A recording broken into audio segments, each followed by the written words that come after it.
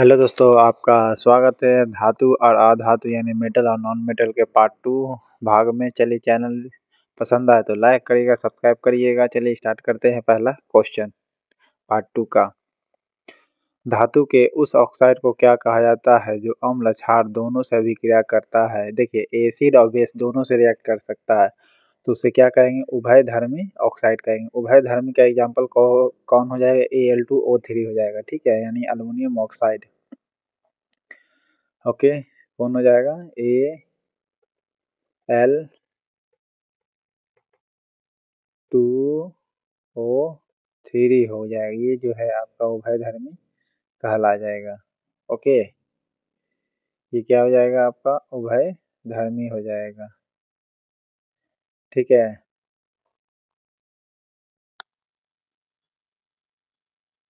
इनमें से कौन सा तत्व जो है सर्वाधिक अभिक्रियाशील है? सर्वाधिक अभिक्रियाशील किसे कहेंगे आपको?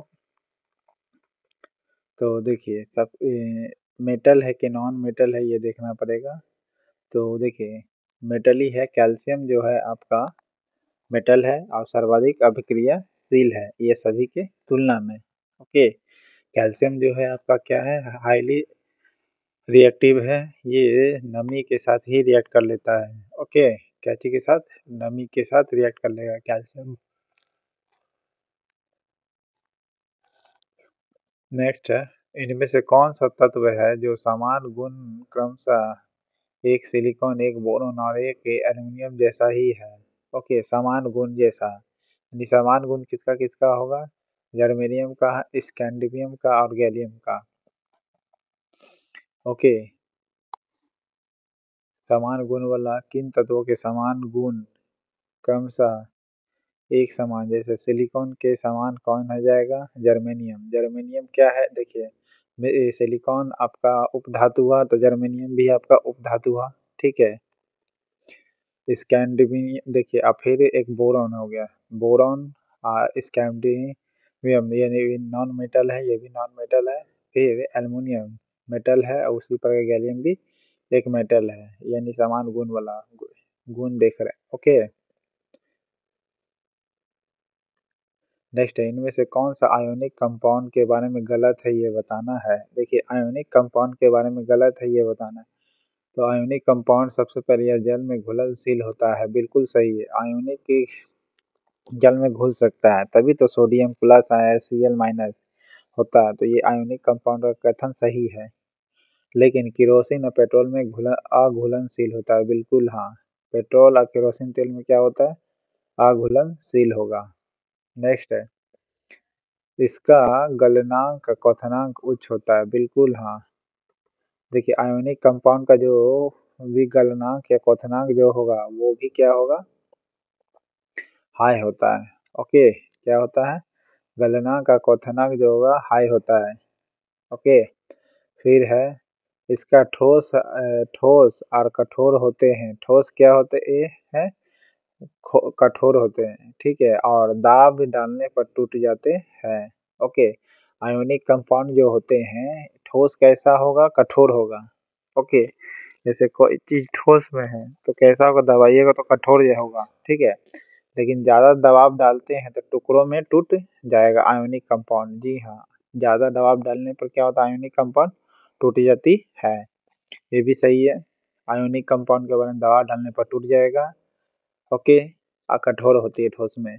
फिर नेक्स्ट है, ठोस अवस्था में यह विद्युत का चालन करता है। जी नहीं, ऐसा नहीं है, लेकिन गलित अवस्था में नहीं, ऐसा गलत है।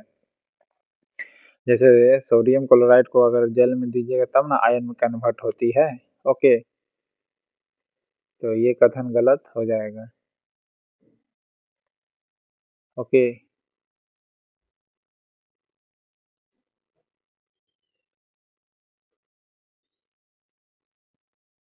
नेक्स्ट है, कौन सी एक अधातु है? इनमें से बताना है।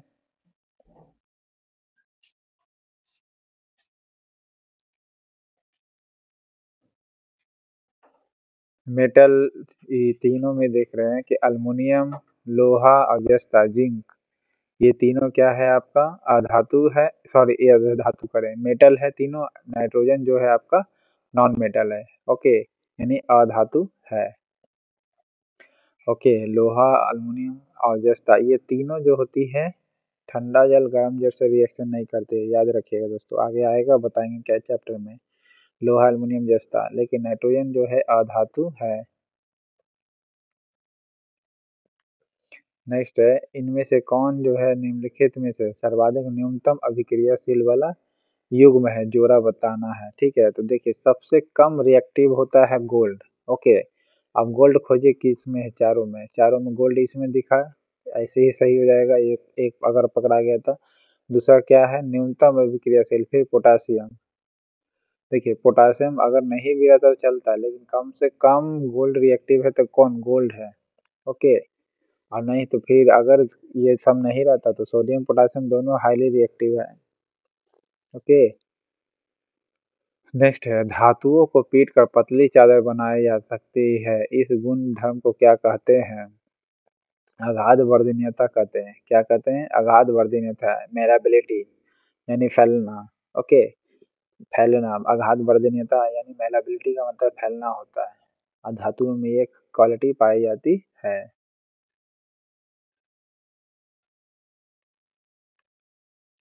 धातु और पोटासियम धातु तेजी से अभिक्रिया करता है ठंडे जल से। ठीक है, गर्म जल से नहीं बल्कि ठंडे जल से तेजी से रिएक्ट करता है। इसीलिए देखते होंगे नदी में, जैसे ही कोई एक प्रैक्टिकल देखे होंगे कि सोडियम और पोटासियम का टुकड़ा नदी में फेंकता है तो आवाज फट फट करके करने लगता है। ठीक है, फूटने लगता है, तो ये ठंडे जल से तुरंत रिएक्ट कर लेता है, कौन, सोडियम और पोटासियम।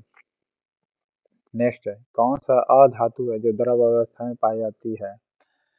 तो देखिए ब्रोमीन एक अधातु है, सबसे पहले याद रखिएगा, और वो क्या है, तुरंत और द्रव अवस्था में पाई जाती है। ओके, ब्रोमीन क्या है, अधातु है लेकिन लिक्विड लिक्विड स्टेट में पाई जाती है। ओके, आप बोलेगा कौन सा मेटल है जो लिक्विड स्टेट में पाई जाती है, तो मरकरी याद रखिएगा। मरकरी को हिंदी में क्या कहते हैं, पारा।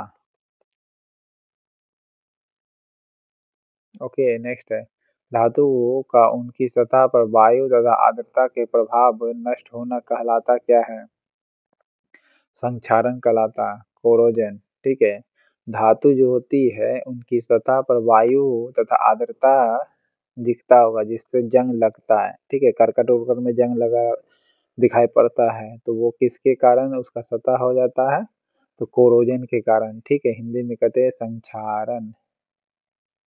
ठीक है, क्या कहते हैं, संक्षारण कहते हैं। नेक्स्ट है, विद्युत अपघटन में इलेक्ट्रॉन मुक्त होता है। जी हाँ, इलेक्ट्रॉन मुक्त होगा एनोड पर,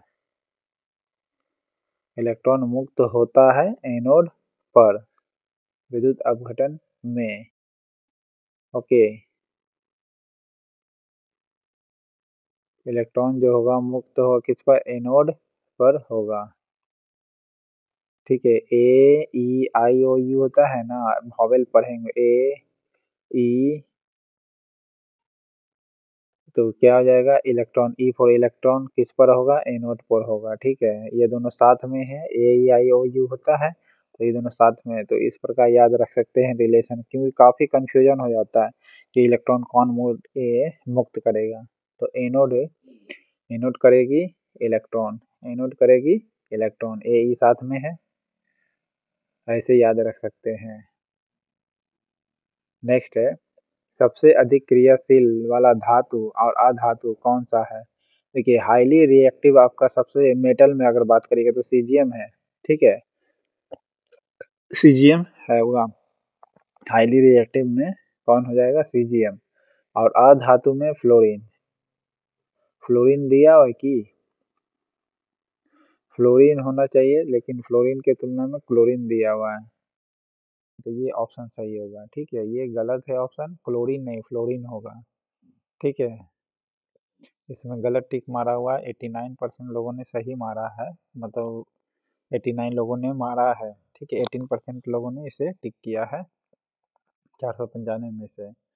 तो सीजियम और फ्लोरीन ये हाईली, सीजियम मेटल में हो जाएगा हाईली रिएक्टिव, और नॉन मेटल में कौन हो जाएगा, फ्लोरीन हो जाएगी। ओके, नेक्स्ट है, लोहा में जंग लगना, तांबे की सतह पर हरे रंग की परत चढ़ता है, चांदी की वस्तु पर काली हो जाती है, ये किसके कारण होती है? कोरोजन के कारण होती है, यानी संक्षारण के कारण होती है। ओके, किसके कारण होती है? चांदी की परत काला हो जाती है और तांबा की परत क्या हो जाती है? हरा हो जाती है, कोरोजन के कारण। नेक्स्ट है, कौन सा शीतल जल के साथ अभिक्रिया नहीं करता, यानी ठंडे जल के साथ नहीं करेगा परंतु गर्म जल के साथ अभिक्रिया करके वह मैग्नीशियम हाइड्रोक्साइड और हाइड्रोजन गैस रिलीज करता है, तो वो मैग्नीशियम ही हो गया। ठीक है, क्या रिलीज करेगा? अरे कौन करता है? तो मैग्नीशियम करेगा। क्या रिलीज करेगा? हाइड्रोजन गैस रिलीज करेगा। ठीक है, एग्जाम में आता है कि कौन सा ऐसा मेटल है, तत्व है जो ठंडे जल से तो नहीं लेकिन गर्म जल से रिएक्ट कर लेती है और बनाएगी मैग्नीशियम हाइड्रोक्साइड। क्या बनाएगी? मैग्नीशियम हाइड्रोक्साइड बनाएगी। ठीक है, हाइड्रोजन गैस उत्पन्न करेगी। वो कौन है? तो मैग्नीशियम होगी। ओके,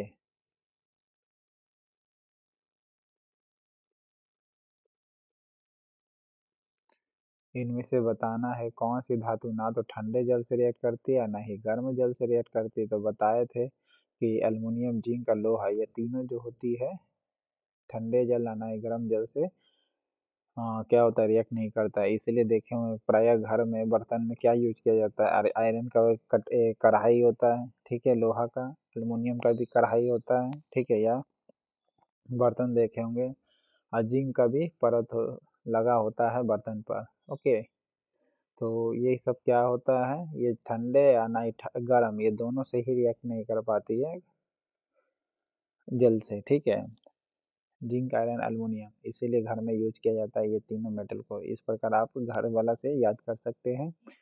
देखे होंगे लोहा का बर्तन होगा, एल्युमिनियम का बर्तन होगा, जिंक का वही बर्तन होगा। ओके, नेक्स्ट है, एल्युमिनियम पर मोटी ऑक्साइड की परत बनने की प्रक्रिया को क्या कहते हैं, जो इसे संक्षारण से बचाती है? तो एनोडीकरण कहते हैं। क्या कहते हैं? एनोडीकरण।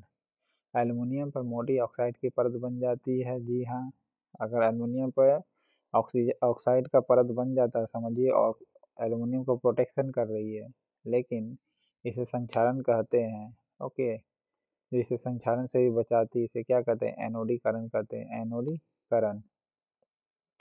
ओके, क्या कहा जाएगा? एनोडीकरण कहलाएगा। सोडियम और पोटेशियम धातु तेजी से क्या करती है? अभिक्रिया करता है, बताया था ठंडे जल से।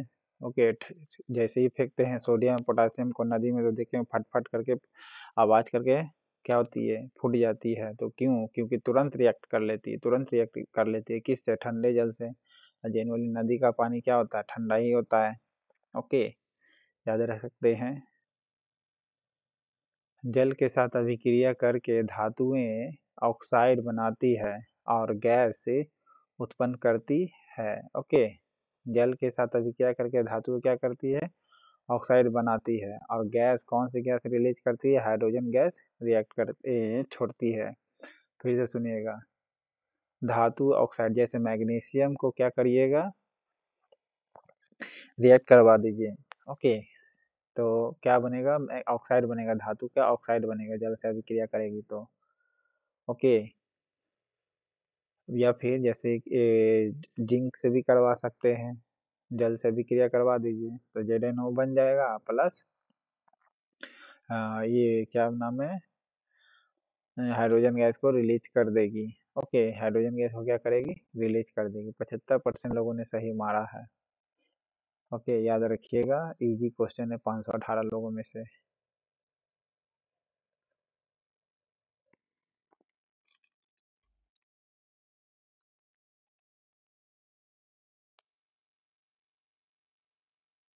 नेक्स्ट है, खुली वायु में कुछ दिन छोड़ देने पर सिल्वर की वस्तु क्या हो जाती है? काली हो जाती है, बताए थे। ठीक है, देखे होंगे चांदी का बर्तन क्या होता है, या पायल वगैरह क्या होता है, समय के साथ काला हो जाता है। तो कारण क्यों है? क्योंकि वह ऑक्सीजन से रिएक्ट कर जाती है। ठीक है, खुली वायु में कार्बन डाइऑक्साइड या ऑक्सीजन ये सबसे रिएक्ट कर जाती है, जिस कारण से चांदी जो होती है काला हो जाती है।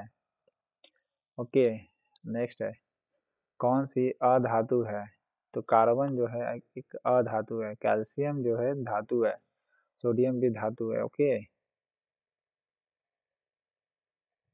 एल्युमिनियम भी धातु है। नेक्स्ट है, कौन सा तत्व तांबे से अधिक अभिक्रियाशील होता है? जिंक जो होगा ये तांबे से अधिक अभिक्रियाशील होती है। ओके, किससे अधिक होगी? तांबे से अधिक होती है जिंक। और सबसे कम रिएक्टिव कौन होती है? चांदी, सॉरी सोना। ठीक है, सबसे अधिक तांबे से कौन रिएक्टिव होगा? जिंक। अधिक बोला है, तांबे से जिंक अधिक रिएक्टिव होगा। क्यों भाई? क्योंकि आपको पता है लेफ्ट से राइट जाते हैं तो रिएक्टिविटी क्या होती है? बढ़ने लगती है। ठीक है, तो कॉपर का 29 एटॉमिक हो गया और 20 हो गया किसका? जिंक का। ठीक है, तो 20 करे 30 हो जाएगा जिंक का, तो रिएक्टिविटी क्या होगा? अधिक हो गया। 29 का कम होगा, 30 का अधिक होगा एटॉमिक नंबर वाला का, तो जिंक का अधिक होगा। इसीलिए बोला तांबे से अधिक कौन अधिक रिएक्टिव होगा? तो जिंक को बोलिएगा। ओके, सोना सबसे कम होता है सभी में, अगर बोले मेटल ले लेंगे तब भी। ओके, कौन सा धातु आयरन क्लोराइड में लोहे को विस्थापित करती नहीं है? तो चांदी जो होगी लोहे को विस्थापित नहीं कर सकती है। ओके, फिर से सुनिए, कौन सी धातु जो है आयरन क्लोराइड से लोहे को विस्थापित नहीं कर सकती है? यानी AgCl है। ठीक है, AgCl है मान के चलिए, या फिर आयरन क्लोराइड है Fe2Cl है। ठीक है, Fe2 सॉरी FeCl2 है। तो ये क्या करेगी? चांदी जो होगी विस्थापित नहीं कर सकती है लोहा को, यानी अलग नहीं निकाल सकती है आपको। ओके, किसको नहीं निकालेगी? चांदी को नहीं निकाल सकती है।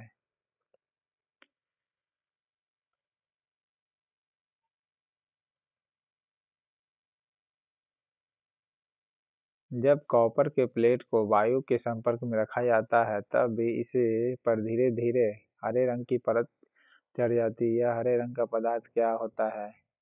कॉपर कार्बोनेट होता है। ठीक है, क्या होता है? कॉपर कार्बोनेट होता है। 55% लोगों ने किसको मारा है? क्यूप्रिक ऑक्साइड को। ओके, क्यूप्रिक ऑक्साइड का फार्मूला क्या होता है? CuO। और कॉपर के प्लेट को वायु के संपर्क में रखते हैं तब धीरे धीरे हरे रंग की परत चढ़ जाती है। ठीक है, यानी क्लोजन होने लगता है, इसको कहते हैं। और ये हरे रंग का पदार्थ क्या होता है? तो कॉपर कार्बोनेट कहलाता है। ओके,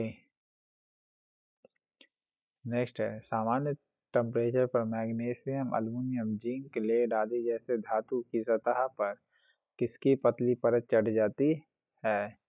ऑक्साइड की परत चढ़ जाती है, बताए थे। किसकी परत चढ़ जाती है? ऑक्साइड की। देख रहे हैं ना, ये पुराना क्वेश्चन रिपीट हो गया। 83% लोगों ने सही जवाब दिया है। कौन धातु आयरन क्लोराइड में लोहे को विस्थापित नहीं करती है? चांदी, अभी बताए थे। कौन सी धातु जो है आयरन क्लोराइड में से लोहे को विस्थापित नहीं कर सकता, यानी FeCl2 से चांदी जो होगी नहीं निकाल सकती है। किसको? सोना को, यानी अलग नहीं कर सकती है। बाकी जिंक, मैग्नीशियम, अल्युमिनियम इतने धातुओं में से कौन सी जो है आयरन क्लोराइड यानी AgCl करें, आयरन क्लोराइड यानी FeCl2 है, लोहे को विस्थापित करती है। जिंक जो होगी लोहे को विस्थापित करेगी, और नहीं विस्थापित करेगी तो कौन? चांदी। ठीक है, लोहे को निकालने में कौन मदद करता है? जिंक। और लोहे को नहीं निकालने में मदद कौन करेगा? तो चांदी। ओके, नहीं वाला में चांदी और है वाला में जिंक। ओके, लोहे को विस्थापित नहीं कर सकती है कौन? चांदी। और विस्थापित कर देगी कौन? जिंक। ओके, याद रखिएगा।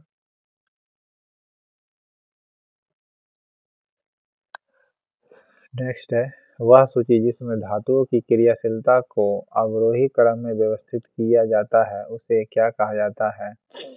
तो रिएक्टिविटी सीरीज कहा जाता है। ठीक है, रिएक्टिव सीरीज यानी रिएक्टिव फॉर्म में है। वैसी सूची जिसमें धातुओं की क्रियाशीलता को अवरोही यानी घटते क्रम में पहला नंबर पर टॉप पर होगा, नीचे वाला कम पर होगा, फिर व्यवस्थित किया जाए तो उसे क्या कहेंगे? तो सक्रियता श्रेणी कहेंगे। निश्चित है रिएक्टिविटी तेज बढ़ेगी। ओके, वैसी सूची जिसमें धातुओं की क्रियाशीलता को अवरोही क्रम में सजाते हैं, धातुओं की अवरोही क्रम में सजाते हैं तो क्या होगा? ये सक्रियता श्रेणी कहला जाएगी। ओके, और ऐसे भी PT table left to right क्या होता है? रिएक्टिविटी बढ़ती है। ओके, याद रखिएगा। एटॉमिक नंबर भी बढ़ेगी, साथ ही साथ रिएक्टिविटी सीरीज भी बढ़ती है। नेक्स्ट है इनमें से कौन सी धातु जो है स्वतंत्र अवस्था में पाई जाती है? तो सोना जो है आपको क्या किया जाता है? स्वतंत्र अवस्था में पाई जाती है, आपको बताए थे। तभी तो सोना फ्री स्टेट में पाया जाता है। पूरे जितने भी पीटी टेबल में एलिमेंट है उसमें से मात्र एक सोना ही है जो फ्री स्टेट में पाई जाती है। ओके, इसीलिए क्या कहा जाता है? रिएक्टिव ज़्यादा नहीं होती है। इसलिए वो क्या कर दिया कि स्वतंत्र अवस्था में पाई जा रही है, इसको कोई पकड़ ही नहीं सकता जो स्वतंत्र अवस्था में रहेगा। ओके, नेक्स्ट है जिंक क्या करते, कौन हेल्प करेगा? लोहे निकालने में मदद करता है एजीसीएल से। ठीक है, सिल्वर क्लोराइड से लोहे को विस्थापित कर सकता है जिंक, और नहीं करेगा तो कौन? चांदी। नेक्स्ट है अत्यधिक अभिक्रियाशीलता के कारण किसे केरोसिन तेल में डुबो कर रखा जाता है? सोडियम को ही रखा जाता है केरोसिन तेल में। ओके, जनरली सोडियम को ही रखा जाता है। ऐसे पोटेशियम भी है, साथ में रखे तो पोटेशियम भी मार सकते हैं। नेक्स्ट है कौन सा धातु जो है ऑक्सीजन के साथ अभिक्रिया करके उच्च गलनांक वाला यौगिक निर्मित करता है? यह यौगिक जल में विलय तथा तत्व क्या हो सकता है? कैल्शियम हो सकता है। ओके, फिर से सुनिए, कोई धातु ऑक्सीजन के साथ अभिक्रिया करके उच्च गलनांक वाला कंपाउंड बनाता है। यह यौगिक जल में विलय है, यह तत्व क्या हो सकता है? तो कैल्शियम हो सकता है। ओके, बताए थे कि तुरंत जो होता है ऑक्सीजन से रिएक्ट कर लेती है कौन? कैल्शियम यानी चूना। चूना जो होती देखिए ना, पहले के जमाना में चूना लोग घर का पुताई के लिए यूज किया करता था। तो घर पे लाता था, तुरंत क्या करता था, नमी एब्जॉर्ब करके गिल्ला हो जाता था। ठीक है, या रोड के किनारे भी देखे होंगे छिटल। सु, सुबह में कुछ और रहता है, फिर बिहान देखिए तो गीला हो जाता है, क्योंकि वह ऑक्सीजन से संपर्क में आके गीला हो जाता है। ठीक है, उच्च गलनांक का यौगिक निर्माण करता है। ओके, और यह यौगिक जल में विलय है। ओके, जल में घुल जाता है यानी यौगिक कैल्शियम। ओके, ऐसे भी याद रख सकते हैं कि रोड के किनारे जो छिटा हुआ है देखिएगा, अभी कुछ और रहेगा, बिहान क्या हो जाएगा? गीला हो जाएगा। नेक्स्ट है विद्युत का उपयोग करके जल के ऑक्सीजन और हाइड्रोजन गैस के रूप में अपघटन की प्रक्रिया को क्या कहा जाता है? अपघटन की प्रक्रिया को तोड़ना कहलाता है, यानी जल विद्युत अपघटन कहलाता है। ओके, क्या कहला जाएगा? जल विद्युत अपघटन कहला जाएगी। क्योंकि क्या कर रहा है? विद्युत का उपयोग करके किसका यूज किया जाता है? इलेक्ट्रिसिटी का यूज किया गया है, और जल के ऑक्सीजन और हाइड्रोजन गैस के रूप में अपघटन करते हैं। ऑक्सीजन और हाइड्रोजन के अलग अलग करते हैं। ओके, इलेक्ट्रिसिटी का यूज करके, इलेक्ट्रिसिटी का यूज करके किसको अलग करते हैं? वाटर से ऑक्सीजन और हाइड्रोजन को। इस अपघटन प्रक्रिया को क्या कहते हैं? जल का विद्युत अपघटन कहला जाएगा। जल का विद्युत अपघटन, क्योंकि जल का ही ना कर रहे विद्युत अपघटन, जल में ही ना विद्युत डाल रहे हैं, इसलिए जल का विद्युत अपघटन कहला जाएगा। ओके,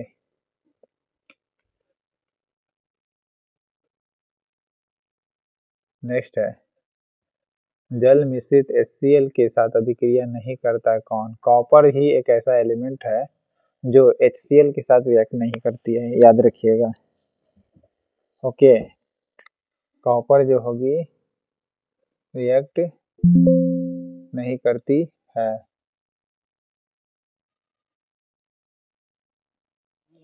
ओके, अपने सभी अपरूपों में कार्बन ऑक्सीजन में दहन करके डैश देता है। क्या देता है? Carbon dioxide. फिर से सुनिएगा। अपने सभी अपरूपों में कार्बन ऑक्सीजन में दहन करके डैश देता है। क्या देता है? कार्बन डाइऑक्साइड देगा। ओके, क्या चीज देगा? कार्बन डाइऑक्साइड देगा। कार्बन ऑक्सीजन में दहन कर लिया, ठीक है। कार्बन जो होती है ऑक्सीजन से ही रिएक्ट करके ना जलती है, दहन करना यानी कहलाता है जिसे। ओके, कार्बन जब ऑक्सीजन के संपर्क में दहन कर लिया यानी जला लिया, तो फिर क्या बनेगा? कार्बन डाइऑक्साइड बनेगा। ये तो आपको पता ही है। कोई भी कार्बन जल करके कार्बन डाइऑक्साइड ही बनाती है। कौन सी धातु है जो अति तनु अम्ल HNO3 यानी कॉन्क के साथ अभिक्रिया करके हाइड्रोजन गैस को रिलीज करती है? तो कौन रिलीज करेगी? मैग्नीशियम करेगी। ओके, बताए थे। नाइट्रिक एसिड के साथ कौन रिएक्ट करेगी? मैग्नीशियम, तब हाइड्रोजन गैस रिलीज कर देगी। ओके, मैग्नीशियम जो कि HNO3 के साथ रिएक्ट कर लेती है और क्या दे देगी आपको? हाइड्रोजन गैस दे देगी HNO3 के साथ रिएक्ट करके और MgO बनाती है। नेक्स्ट है, कौन सा युग्म ठंडे जल के साथ तेजी से अभिक्रिया करता है? ठंडे जल से तेजी से अभिक्रिया करता है। देखिए, कैल्शियम है ही होगी। ओके, और नहीं तो सोडियम है। हाँ, अगर ये बोलेगा कि इन दोनों की तुलना में किसका रिएक्टिविटी हाई है, तो सोडियम और पोटेशियम का। ठीक है, याद रखिएगा। सोडियम पोटेशियम का भले लेफ्ट से राइट रिएक्टिविटी बढ़ती है, लेकिन सोडियम पोटेशियम एक ऐसा एलिमेंट है जो हाईली रिएक्टिव होता है कैल्शियम मैग्नीशियम के तुलना में। ओके, कैल्शियम मैग्नीशियम का हाईली रिएक्टिव होता है। नेक्स्ट है, इनमें से कौन सा धातु है जिसका गलनांक सबसे कम होता है? तो सबसे कम गलनांक है गैलियम का और सीजियम का। ओके, तुरंत गल जाती है हाथ पर रखते के साथ, इसलिए बोला गलनांक सबसे कम है। ओके, गैलियम और सीजियम जो तुरंत गल जाती है, गैलियम और सीजियम। ओके, सीजियम क्या है आपका? मेटल है या नॉन मेटल है? ये आप कमेंट बॉक्स में बताइएगा। ओके, नेक्स्ट है, लवण जल के विद्युत अपघटन के द्वारा इनमें से कौन सा उत्पाद बनता है या बनाता है? तो सोडियम हाइड्रोक्साइड बनता है। क्या बनता है? सोडियम हाइड्रोक्साइड बनता है, NaOH। लवण जल के विद्युत अपघटन करते हैं तो कौन सा प्रोडक्ट बनेगा? सोडियम हाइड्रोक्साइड बनेगा। ओके, विद्युत अपघटन करेंगे तो कौन सा बनेगा? सोडियम हाइड्रोक्साइड बनेगी। नेक्स्ट है, 1 ग्राम सोने से कितना लंबा तार खींचा जा सकता है? बताए थे 2 किलोमीटर तक खींचा जा सकता है 1 ग्राम से। ओके, 2 किलोमीटर तक खींचा जा सकता है। ये पुराना क्वेश्चन है।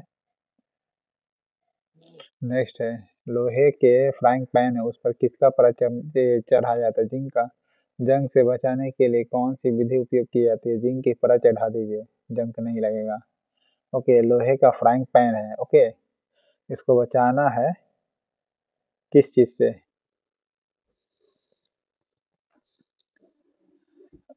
जंग से, तो आपको जिंक की परत चढ़ानी होगी। ओके, नेक्स्ट है, इनमें से कौन सा धातु का गलनांक सबसे कम है? गलनांक इस चारों में सबसे कम होगा सोडियम का। गलनांक सबसे कम किसका? सोडियम का है।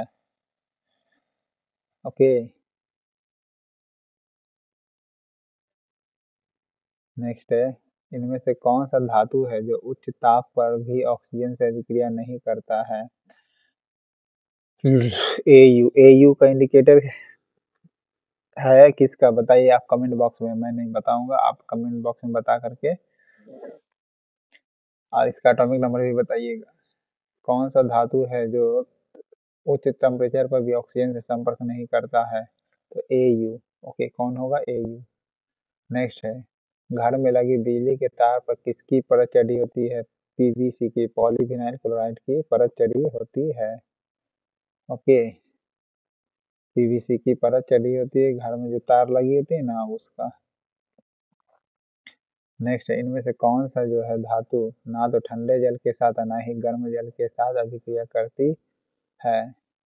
ना जिंक, एल्युमिनियम, आयरन। ये रिपीट हो गया क्वेश्चन, बताए थे पहले कि जिंक की, आयरन, एल्युमिनियम का बर्तन हम लोग यूज करते हैं घर में, इसलिए क्योंकि रिएक्टिविटी कम है, इसीलिए घर में खाना बनाने के लिए यूज किया जाता है, नहीं तो रिएक्शन नहीं कर लेगा हर खाना से या सामान से, इसीलिए घर में यूज किया जाता है इसका बर्तन।